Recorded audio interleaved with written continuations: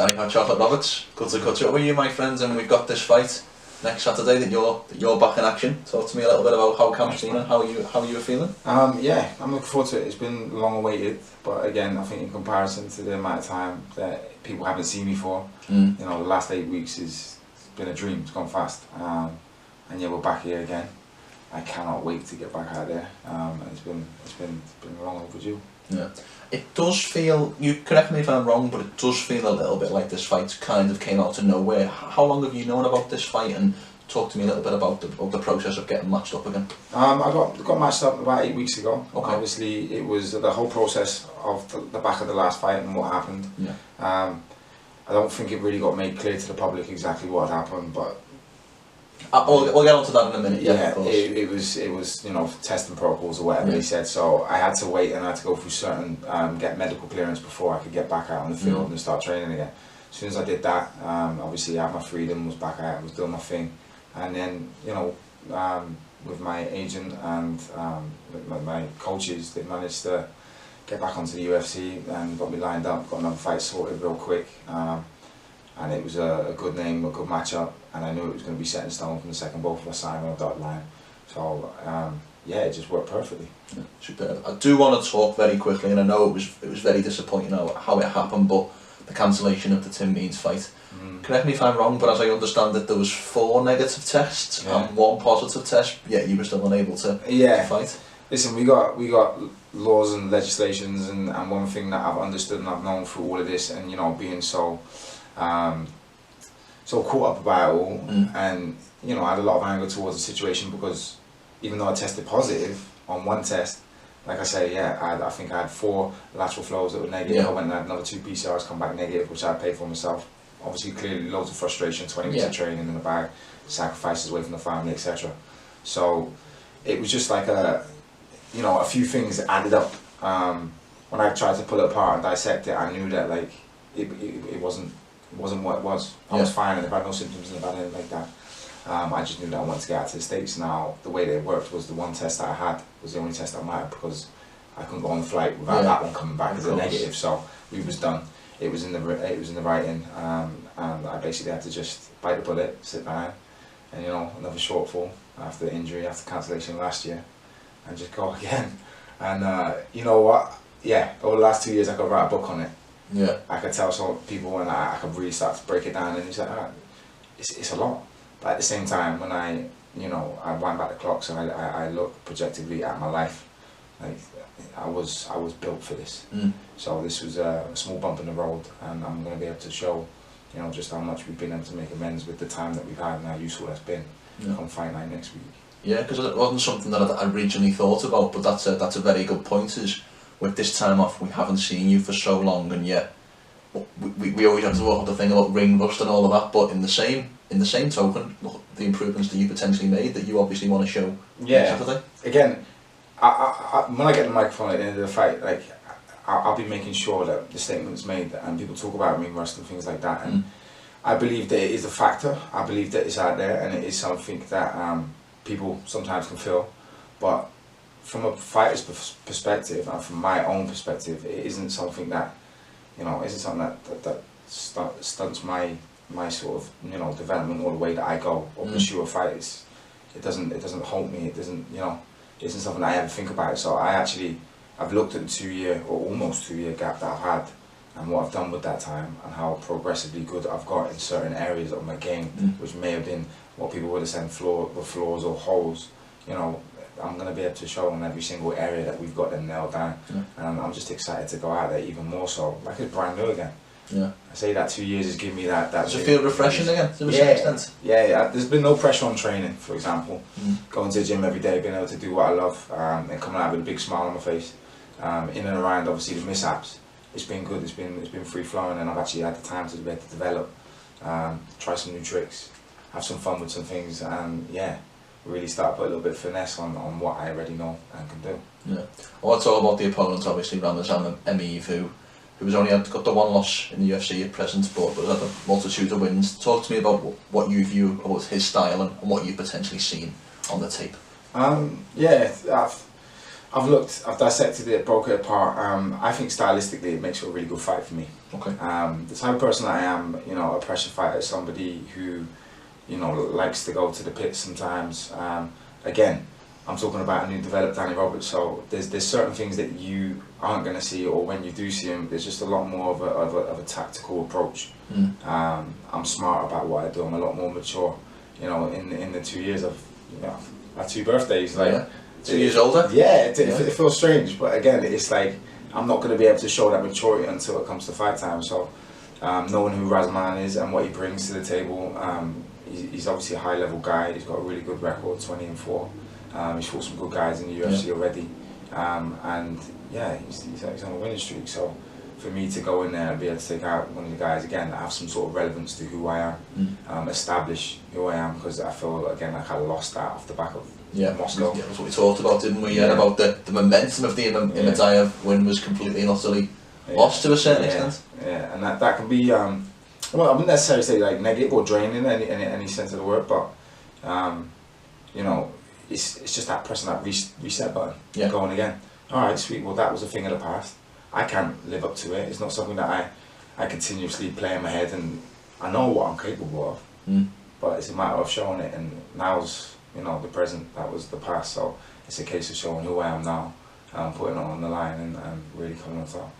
You talked about improvements there, and what potential holes you feel like you've sorted out in your game.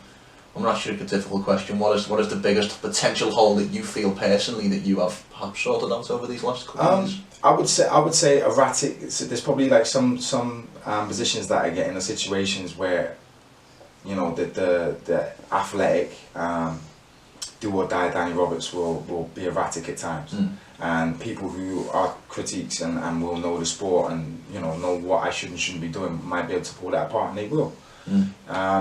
I feel like with the time of being able to grow more mature as a fighter and develop has allowed me to be able to really, you know, pay dividends to being able to fix them little areas. Now, I'm already a powerful striker. I already know what to do on the ground. If I have a look at my losses and the mishaps that I've had in the UFC, I'm one of the most consistent UK fighters, and I have been. This is my 11th fight now. You know, I've Claudio Silva. Again, which we argued, we said about the submission and the way the fight ended. He was, you know, he's ADCC world champ, and that guy can't submit me. There's other wrestlers that I'm able to stop them from doing what they want to do. So ultimately, it was just like, all right, sweet. Well, what we need to do is make better decisions in the right time, and that's going to be what will pay dividends and really show that we are, you know, capable of being in the top 10 and being one of the world's best, because I still believe that I am everything and more. How do you improve as a fighter on your decision making? Is that something that you do as a mental aspect to your game? Is that something that you're improving your skill set? Talk to me about how you improve that part of your game specifically. Yeah, well, I think a lot of the things that translate and transpire into our fighting comes from the person of who you are. You know, so you're gonna have personality traits and attributes that will play out in a fight. Now, again, when it comes to I get hit, I want to hit you back. Like that's something sometimes, and has been something that's ruled me, you know, for a long time. As I come from quite a dark place, and I've always wanted to prevail and just kind of push heat onto people. But in actual fact, that's not the way that it always needs to be. And you know, between actually taking a step back, reassessing myself, and personally looking at where I am as a man, from meditation to breath work, I've actually been able to realign a few things and look inside and internalize and build on the things that needed to be fixed. So it gives me a completely different outlook, a completely different approach, just because I see things differently now. And if I'm honest, it's made me feel more free.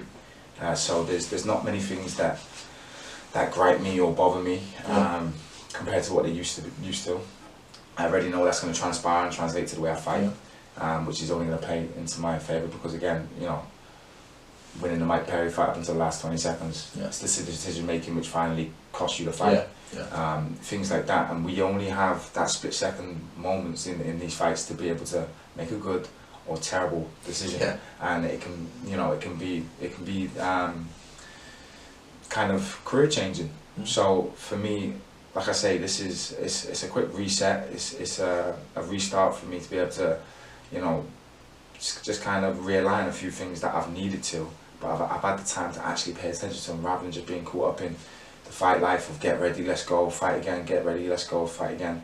As I have been, the only thing that's ever held me back has been injury. So, you know, it's been more so on the mental attributes that I've had to really kind of internalize, fixing things and build some bridges and, you know, get to know who I am better, so then I can become a better me.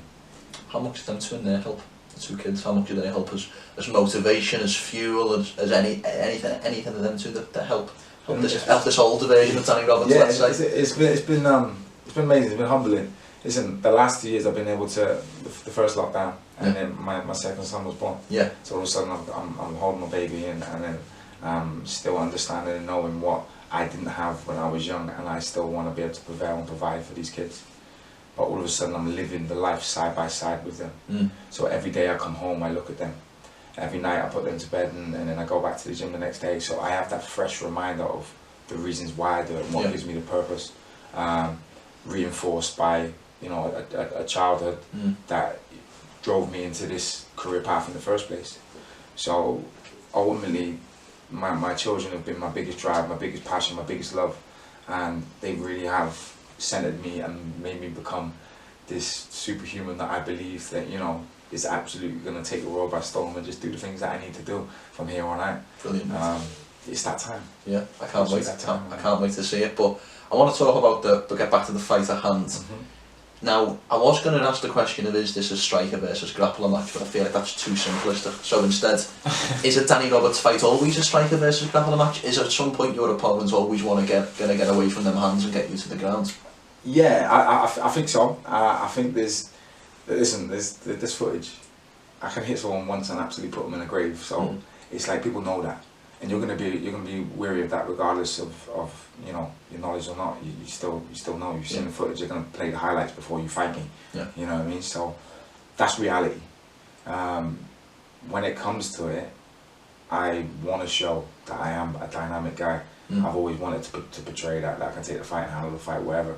My last fight in Russia, I actually took the guy down 3-4 times. Yeah.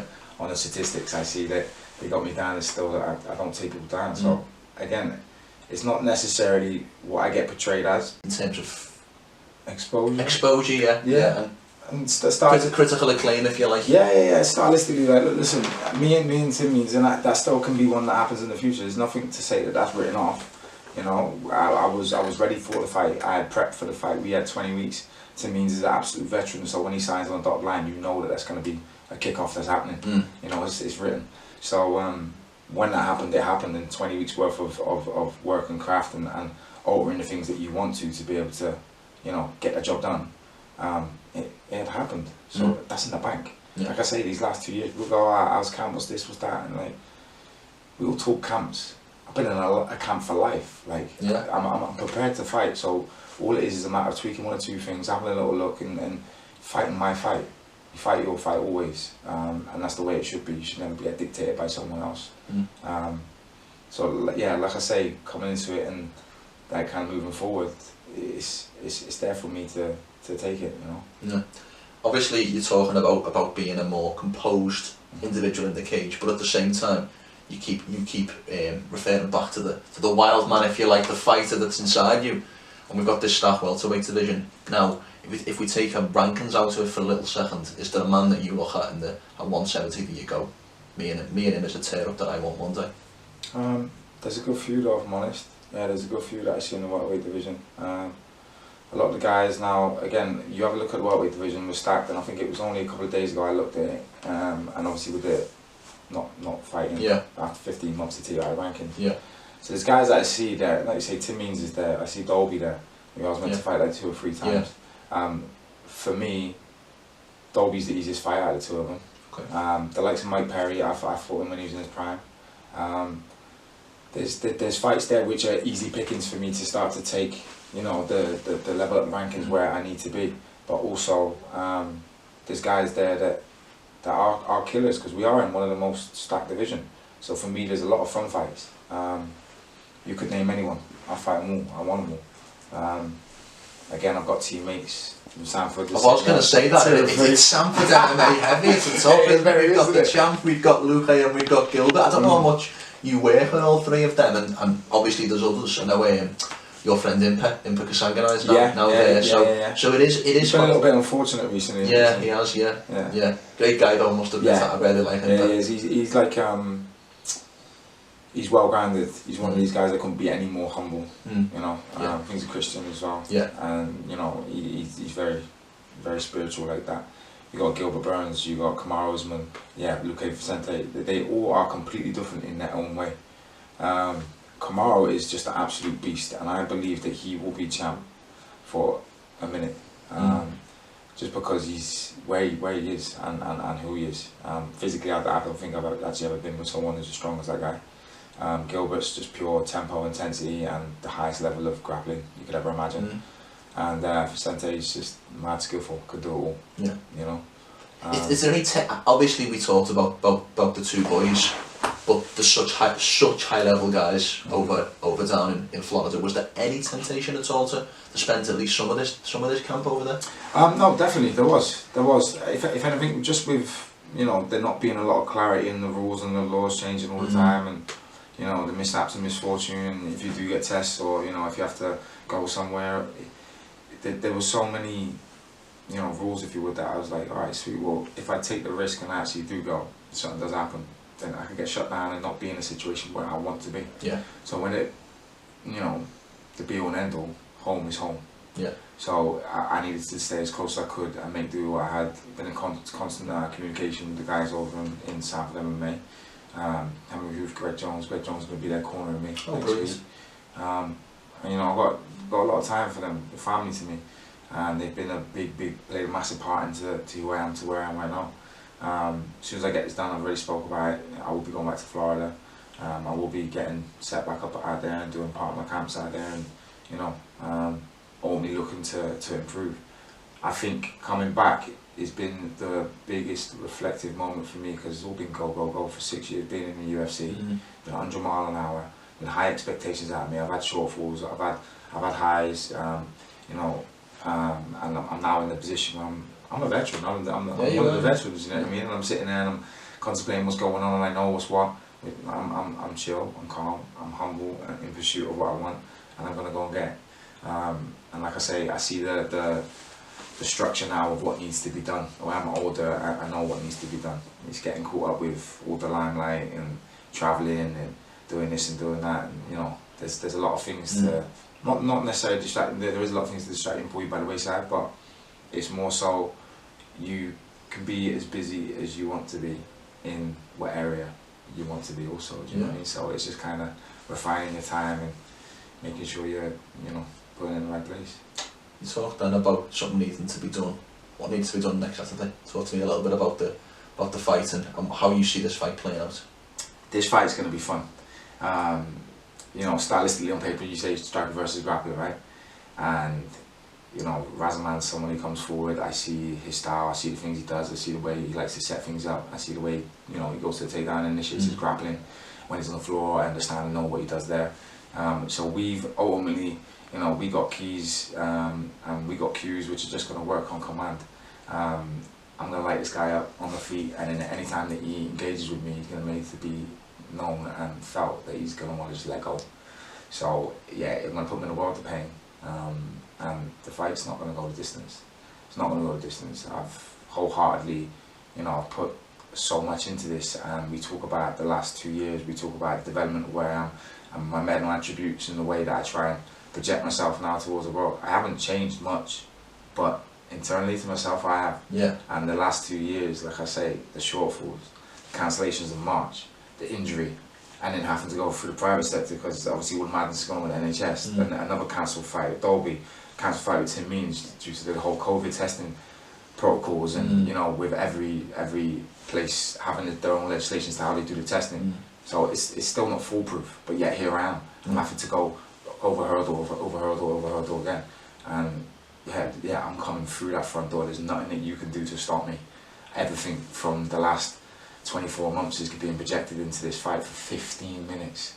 So when I say this, mark my words, nothing else is going to happen than absolute fireworks. I'm coming to bury that guy. Yeah.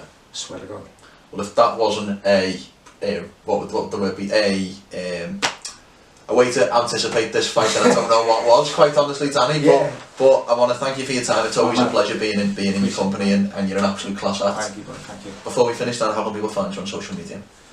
Gang Hot Chocolate on all across all platforms.